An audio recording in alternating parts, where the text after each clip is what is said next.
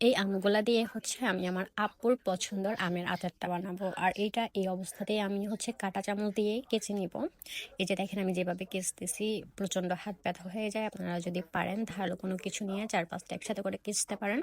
আর গিয়ে কেচে আপনারা শুকনো কাপড় দিয়ে চেপে রসগুলো ফেলে নেবেন। আর ভালো মতো চেপে নেবেন যেন আমে রস না থাকে, না আমি যে পানিটা থাকে ওটা যেন না থাকে, একেবারে শুকিয়ে যায়। আর পারলে কাগজের উপরে বা টিস্যু পেপারের উপরে করে ফ্যানের নিচে কিছুক্ষণ রাখবেন, তাতে রসটা ওই টিস্যু পেপারটা টেনে নেবেন। এখানে আমি সরিষার তেল নিয়েছি আর নিয়েছি পাঁচফোড়ন। পাঁচফোড়ন একটু তেলে ভেজে নেবো। এরপরে শুকনো মরিচ দিব দুটো। আপনারা চাইলে শুকনো মরিচ গুঁড়ো করেও দিতে পারেন, ভেজে গুঁড়ো করেও দিতে পারেন। তো এরপর আমি চিনি দিব। চিনির পরিমাণটা একদম কম দিব, কারণ আমার বাবা বেশি চিনি খেতে পারেন না। তাই ওনার জন্য হালকা মিষ্টি করে বানাচ্ছি আচার। অতিরিক্ত চিনি দিচ্ছি না, আমি আমার পরিমাণ মতো করে চিনিটা দিচ্ছি। তারপর কি আমি ভালো মতো চিনিগুলাকে আর মরিচ, পাঁচফোড়ন এগুলাকে ভালো মতো জাল করে নিয়ে আমগুলো দিয়ে দিব। আর এখানে কি আমি দারচিনি দিয়েছি, আপনারা চাইলে এলাচও দুটো দিতে পারেন।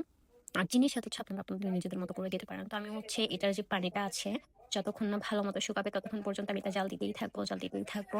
আর আপনারা চাইলে এখানে আরো কিছু অ্যাড করতে পারেন, যেমন একটু রসুন, তারপর সরিষা বাটা। তো আমি আসলে এগুলো কিছু অ্যাড করিনি। আমি আমার বাবা এরকম খেতে পছন্দ করে, সো আমি এভাবেই বানিয়েছিলাম আচারটি।